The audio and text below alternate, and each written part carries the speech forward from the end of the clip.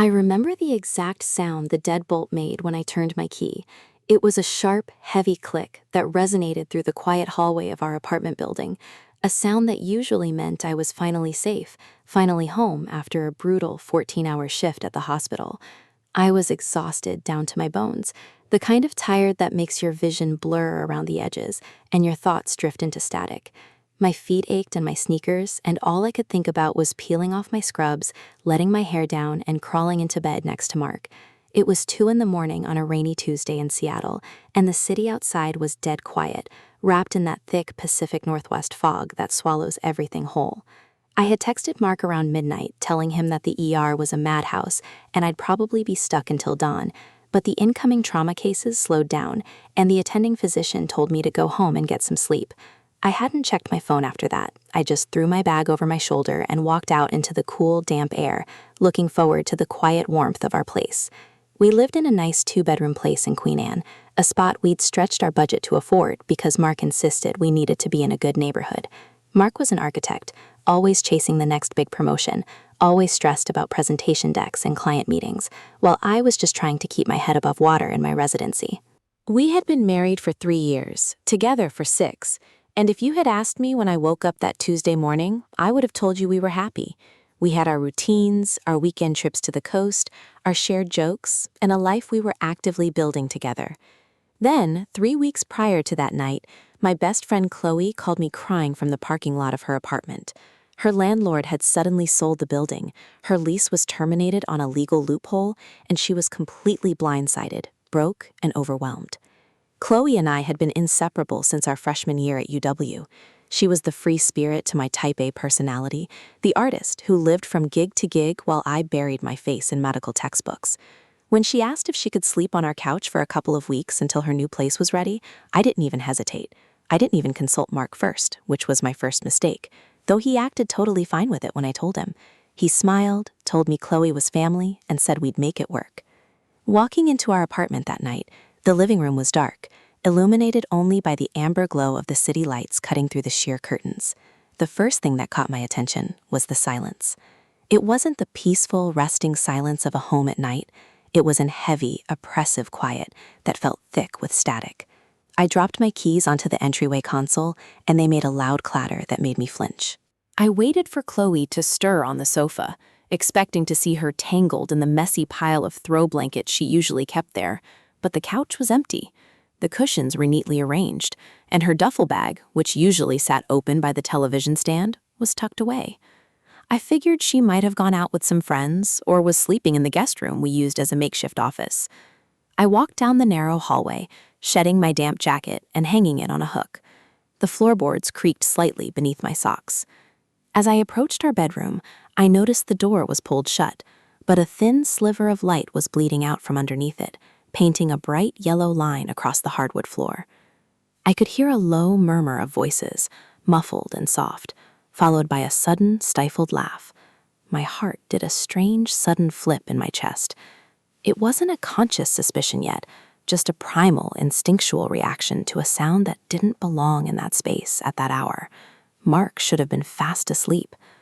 I stood frozen in the hallway for what felt like an eternity, my hand hovering inches away from the brass doorknob, listening to the rhythm of my own breathing.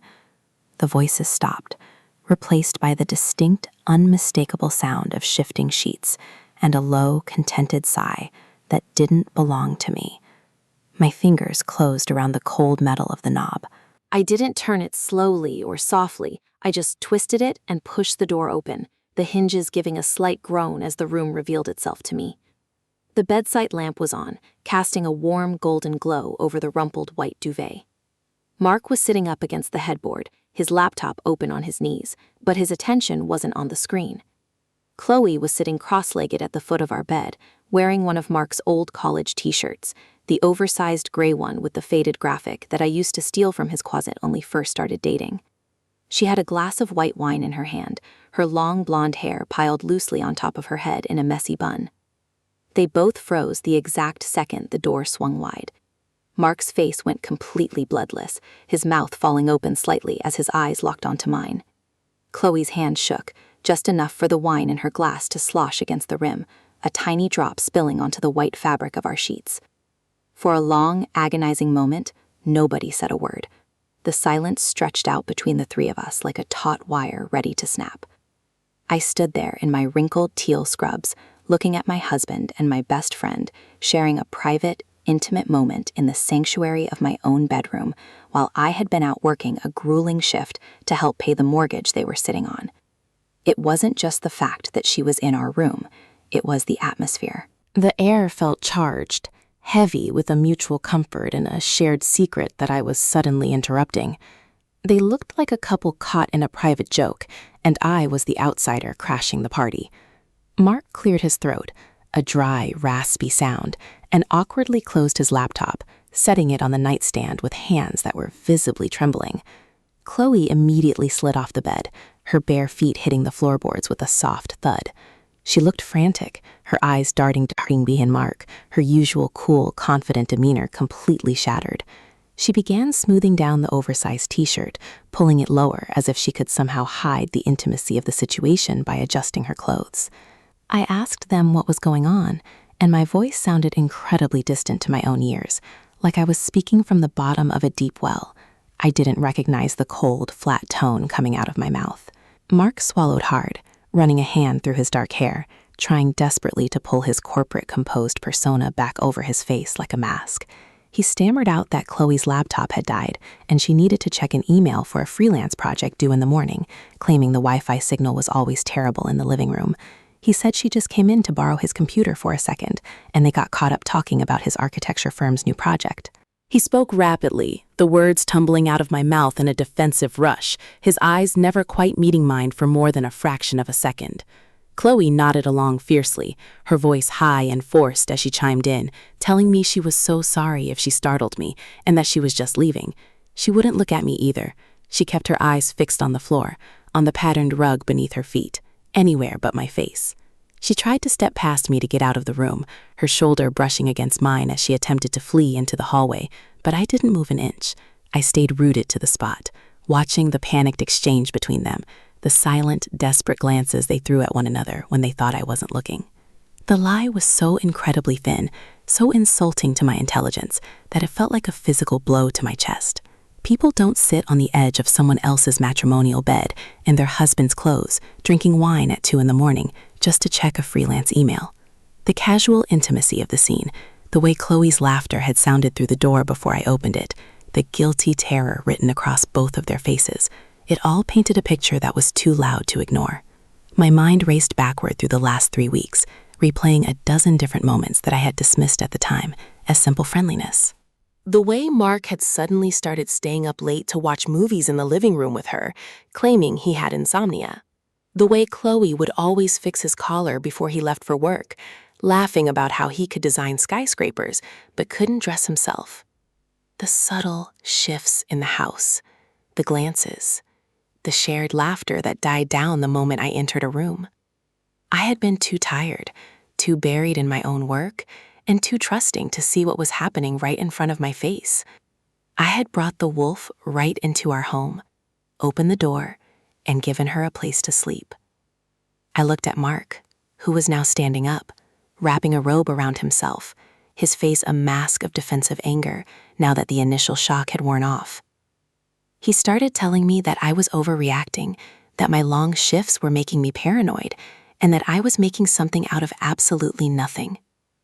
He walked toward me, reaching out a hand to touch my shoulder, but I stepped back, away from his touch, feeling a sudden wave of nausea wash over me.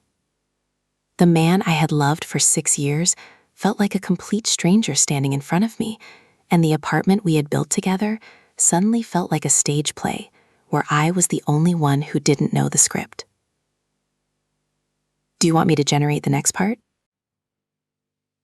The sound of Chloe's bedroom door clicking shut down the hall was the loudest thing in the apartment. Mark stood there, his hand still frozen midair where he had tried to touch me, his face shifting from defensive panic to a cold, calculated irritation. He let out a long, theatrical sigh, dropping his arms to his sides and shaking his head like I was a child throwing an unreasonable tantrum in public. He told me I was being ridiculous, that my exhausting residency schedule was finally blowing my mind and turning me paranoid. He walked past me, grabbing his water glass from the nightstand, deliberately avoiding my gaze as he took a slow sip. He kept talking, his voice dripping with a forced, patronizing calm, explaining again that Chloe was just stressed about her design portfolio and needed a quiet space with a stable internet connection to upload her files before a 3-morning deadline. He said he was just being a good host, just supporting my best friend, because that's what decent people do. I didn't say a single word. I just watched him. I watched the way his jaw tightened, the way his eyes darted to the spilled drop of wine on the duvet cover, and the way he couldn't hold my gaze for more than a second without looking away to fixate on some random object in the room. The exhaustion that had been dragging my limbs down 5 minutes ago was entirely gone, replaced by a cold, sharp adrenaline that made my vision terrifyingly clear. I walked over to the bed, reached down, and picked up the wine glass Chloe had left on the nightstand. There was still an inch of Pinot Grigio sitting at the bottom. I looked at the glass, then looked up at my husband, asking him since when Chloe started drinking white wine at 2 a.m. to finish a graphic design project, and since when did she need to wear his laundry to get a better Wi-Fi signal. Mark's calm facade snapped instantly. His eyes narrowed, and he stepped into my personal space, his chest practically touching mine, trying to use his height to intimidate me the way he always did when we argued about finances or our schedules. He told me to keep my voice down, warning me that I was going to wake her up and make a massive, embarrassing scene out of absolutely nothing. He claimed he was sick of coming home to an empty house, sick of me spending every waking hour at the hospital, and that when he actually tried to be nice to one of my friends, I turned it into a cheap, twisted soap opera. He said I was projecting my own guilt for never being around onto him, trying to make him out to be a villain just because he wasn't sitting alone in the dark waiting for his wife to remember he existed. The sheer audacity of his words felt like a physical slap. The room seemed to tilt slightly on its axis. I looked at this man, the person I had spent my entire 20s supporting, the man whose late-night architecture studio sessions I had funded with my meager student loans and graveyard shift paychecks, and I felt a profound, sickening sense of vertigo. He was turning it on me. He was taking his own sketchy late-night intimacy with my best friend and wrapping it up in a package of my professional failures. I wanted to scream, to smash the wine glass against the wall, to drag Chloe out of the guest room by her hair and demand the truth. But looking at Mark's hard, unyielding expression, a cold realization settled deep into my chest. He was never going to admit it. If I didn't have undeniable proof, if I didn't catch them in a position where lies were mathematically impossible, they would both gaslight me until I genuinely believed I was losing my mind. They would make me out to be the crazy, overworked, neglectful wife, while they continued to share their little glances and hidden smiles right under my nose. I swallowed the lump of burning rage in my throat, forcing my muscles to relax, forcing my voice to drop into a quiet, compliant register that I didn't feel. I told him he was right, that I was just exhausted, and that the stress of the ER had me seeing things that weren't there. The sudden shift in my demeanor caught him off guard. His shoulders visibly dropped, and a flash of smug relief washed across his features. He nodded, offering a tight, patronizing smile, and told me he knew I was just tired. He said we should both just go to sleep and forget about it, promising we could all have breakfast together in the morning like normal. I lied down next to him in that bed, but I didn't sleep. I lay perfectly still for hours, listening to the steady, heavy rhythm of his breathing, staring at the ceiling as the gray morning light slowly crept through the blinds. Every single interaction between them over the past 3 weeks started flashing through my mind like a horror movie reel. I remembered the text messages Mark would receive late at night, smiling at his screen before quickly locking it face down on the coffee table. I remembered how Chloe had suddenly started wearing perfume around the apartment, a heavy, musky scent that lingered in the hallway long after she left. I remembered how they both seemed so eager to volunteer to go to the grocery store together, staying gone for 2 hours just to pick up a gallon of milk and some coffee pods. I had been so blind, wrapped up in my own world of charts, vitals, and surgical rotations, thinking my life was stable while the foundation was being systematically eroded from underneath me. When my alarm went off at 6, I got out of bed without looking at Mark. I walked into the kitchen, my joints stiff, my mind running on pure, venomous focus. Chloe was already there, sitting at the kitchen island, holding a mug of coffee with both hands. She was dressed in her own clothes now, a pair of sweatpants and an old sweater, but she looked like a ghost. Her eyes were red-rimmed, and she froze the moment I entered the room, her knuckles turning white around her mug. She started stammering out an apology, her voice trembling, telling me she felt sick about how things looked last night, and swearing on her life that nothing happened, that Mark was just being a supportive friend.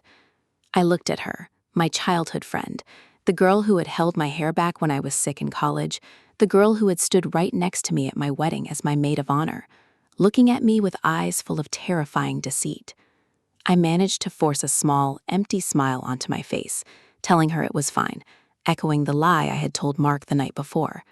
I told her I knew she was just stressed about her work and that I had just been cranky from my shift. The relief that flooded her face was almost pathetic.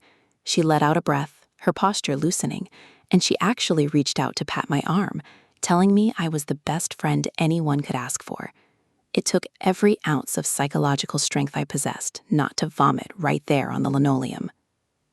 I left the apartment 20 minutes later, pretending to head back to the hospital for an administrative meeting, but I didn't go to the medical center. Instead, I parked my car 2 blocks away, down the hill, out of sight from our living room windows, and sat in the driver's seat with the engine idling. My hands were shaking so violently against the steering wheel that I could barely hold my phone. I needed to know the truth. I couldn't live in this purgatory of suspicion and manufactured sanity. I opened my laptop, logging into our shared home network account, and initiated a remote access request to our living room smart home hub, which included a small security camera we had set up near the balcony door to watch our dog when we were away. We had turned the camera off when Chloe moved in to give her privacy on the couch, or at least that's what Mark had told me he did. But as I opened the administrative portal, I saw the device status icon flashing a steady, vibrant green. It was online. It had been recording the entire time. My fingers hovered over the trackpad of my laptop, paralyzed by a sudden, suffocating fear. The car windows were starting to fog up from my breath, sealing me inside a small, freezing bubble of reality while the rest of Seattle rushed past outside. Part of me, the part that still wanted to believe in the life I had spent 6 years building, wanted to close the screen, drive back to the hospital, and pretend everything was fine. But the logical, protective instinct that made me a good doctor took over. I needed the diagnosis, no matter how terminal it was. I clicked into the cloud storage history of our security hub, my heart hammering against my ribs like a trapped bird. The file dashboard populated with a neat, chronological list of video thumbnails stretching back over the last 3 weeks. I skipped past the files from the daytime, looking specifically for the timestamps that fell between midnight and 5 in the morning, the exact hours I was standing over patients in the emergency room. My eyes locked onto a clip from 4 nights ago, timestamped at 2:41 a.m. I clicked play. The video loaded in high-definition night vision, rendering our living room in eerie shades of green and gray. The couch was visible in the lower half of the frame. A few seconds into the clip, the silhouette of a door opened, and Mark walked into the living room wearing nothing but his boxer shorts. He didn't look confused or sleepless. He walked with purpose. He stepped over to the couch where Chloe was lying down, looking at her phone. The moment he sat down on the edge of the cushions, she didn't jump or look surprised. Instead, she sat up, sliding naturally into a space, letting him pull her against his chest. I sat there in the dark of my car, watching my husband stroke my best friend's hair. I watched them whisper to each other, their faces inches apart, sharing quiet, affectionate smiles that were entirely devoid of guilt. Then Mark reached out, cupped her face in his hands, and kissed her. It wasn't a sudden, mistake-driven lapse in judgment. It was deeply familiar. It was practiced. It was the kiss of 2 people who had been doing this for a very long time. The video played on for 20 minutes, showing them tangled together on the very sofa I had offered her out of love and pity, before they finally stood up, hand in hand, and walked down the hallway toward the guest room. A strange, unnatural calm washed over me. The nausea was gone, replaced by a cold, mathematical clarity. The gaslighting, the patronizing lectures from the night before, the pathetic display of innocence in the kitchen this morning, it was all exposed under the clinical, unyielding light of that security footage. They hadn't just betrayed our marriage, they had actively tried to make me feel like I was losing my mind to protect their own comfort. They were monsters, both of them, treating my home like their private playground while I was out working myself to the bone. I spent the next hour systematically downloading every single late-night clip from the cloud portal onto a secure external flash drive I kept in my medical bag. There were 6 different videos in total, each one a different variation of the same sickening routine. Once the data was safely backed up, I closed my laptop and placed it carefully on the passenger seat. I didn't cry. I didn't scream. The betrayal was so massive, so absolute, that it exceeded the capacity for normal human tears. My chest felt hollowed out, filled with a hard, unyielding block of ice.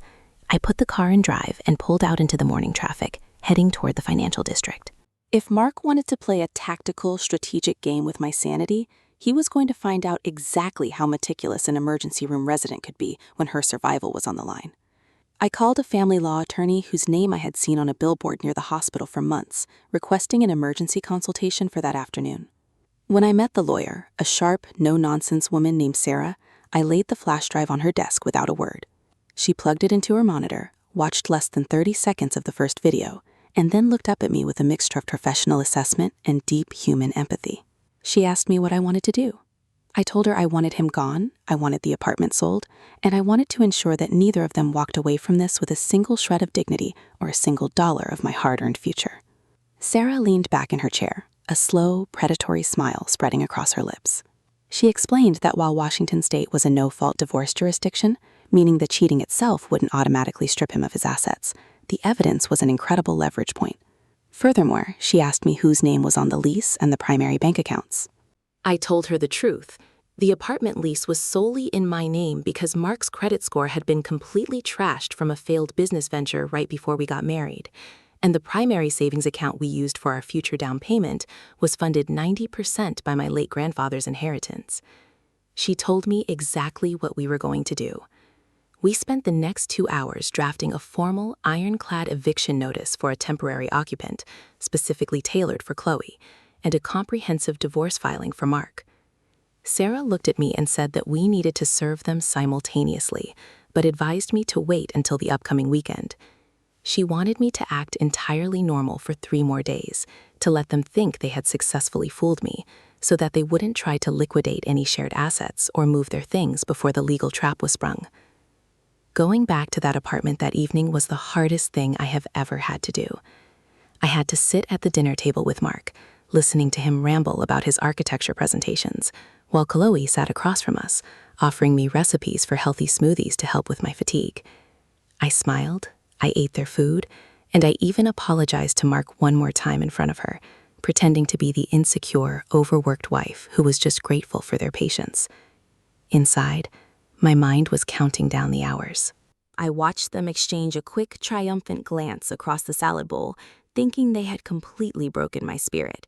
They had no idea that the ground beneath their feet was already entirely hollowed out, and I was just waiting for the right moment to let them fall. The drop on Friday morning was a crisp, clear autumn day, the kind where the sun cuts through the Seattle chill but doesn't offer any real warmth. I left the apartment at my usual time, 7 in the morning, making sure to kiss Mark on the cheek and tell Chloe to have a great day before I walked out the door. They both smiled, completely wrapped in the security of their own arrogance, believing they had successfully managed me. The moment I got into my car, I texted Sarah, my attorney. It was time. By 10 in the morning, while I was sitting in the hospital cafeteria staring at a lukewarm cup of coffee, a professional process server was walking up the steps of our Queen Anne apartment building. He carried 2 separate envelopes. One was a legally binding 30-day eviction notice for Chloe, citing her as an unauthorized long-term occupant under the building's strict lease agreement. The second was a comprehensive divorce petition for Mark, alongside a temporary restraining order that legally barred him from freezing, moving, or altering any funds in our joint accounts, backed by a motion that requested his immediate removal from the premises due to the lease being solely in my name. I didn't check my phone during my rounds. I deliberately left it inside my locker in the staff break room, choosing to focus entirely on my patients, letting the clock tick down. When my shift ended at 5 in the evening, I walked back to the break room, took a deep breath, and retrieved my phone. The screen was practically melting from the volume of notifications. There were 37 missed calls from Mark, 14 from Chloe, and a barrage of text messages that shifted dramatically in tone from confusion to absolute fury. Mark's initial texts were panicked, asking me what kind of sick joke this was and demanding I call him immediately to sort out the misunderstanding. By 3 in the afternoon, the texts had turned vicious. He called me a cold, calculated monster, accusing me of trapping him and destroying his life over a suspicion. He claimed he would fight me for every dime I had, that he would ruin my medical career, and that I was going to regret the day I tried to humiliate him. Chloe's messages were a desperate mix of tears and anger, begging me to listen to her, telling me that she loved me like a sister and that I was destroying a lifelong friendship over nothing. I didn't reply to a single text. Instead, I drove to the apartment accompanied by a private security guard my attorney had advised me to hire for the evening, just in case things turned physical. When I unlocked the front door, the apartment looked like a war zone. Stacks of clothes were piled haphazardly near the door, and Mark was in the middle of the living room, packing books and electronics into a cardboard box. His face was bright red, his tie loosened, his hair completely disheveled. Chloe was sitting on the empty couch, her face streaked with tears, holding her head in her hands. The moment Mark saw me walk in with a large uniformed security guard standing directly behind me, he stopped dead in his tracks. He dropped the box he was holding, the heavy textbook spilling across the hardwood floor with a loud crash. He stepped toward me, his chest heaving, pointing a finger directly at my face, screaming that I couldn't do this, that this was his home, and that I couldn't just throw him out into the street like garbage. I stood completely still, my hands folded calmly in front of my scrub pants. I reached into my bag, pulled out my laptop, and set it down on the kitchen island. I opened the lid, spun the screen around so it faced both of them, and pressed play on the master file I had compiled. The high-definition night vision footage began to roll, filling the quiet kitchen with the unmistakable image of the two of them on that very living room sofa. The silence that hit the room was absolute. Mark's mouth opened, but no sound came out. The furious red color drained from his face instantly, leaving him a sickening pasty gray. Chloe looked up from the couch, her eyes widening in horror as she watched her own actions broadcasted on the screen. She let out a small, pathetic whimper and covered her mouth with both hands, looking up at me with eyes full of absolute terror. I looked at my husband, the man who had tried to convince me I was losing my mind, and told him that the lease was in my name, the bank accounts were protected, and the footage had already been securely filed with the court clerk. I told him he had exactly 20 minutes to finish packing whatever could fit into his car before my security guard escorted him and Chloe off the property permanently, adding that any items left behind would be dragged down to the sidewalk by the building maintenance staff in the morning. Mark tried to speak, his voice dropping into a shaky, desperate whisper, attempting to step toward me to beg, to apologize, to spin one last thread of manipulation. But the security guard stepped firmly between us, his massive frame completely cutting off Mark's path.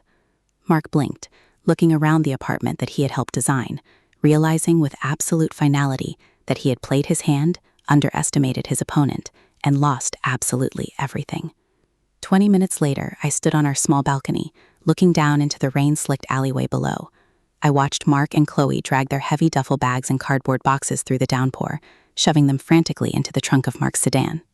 They were arguing bitterly, yelling at each other in the street, their dynamic completely fractured now that the thrilling secret of their betrayal had been replaced by the cold, harsh reality of their consequences.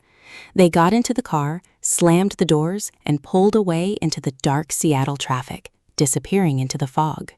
I walked back inside, closed the balcony door, and locked the deadbolt, listening to that sharp, heavy click resonate through the empty apartment.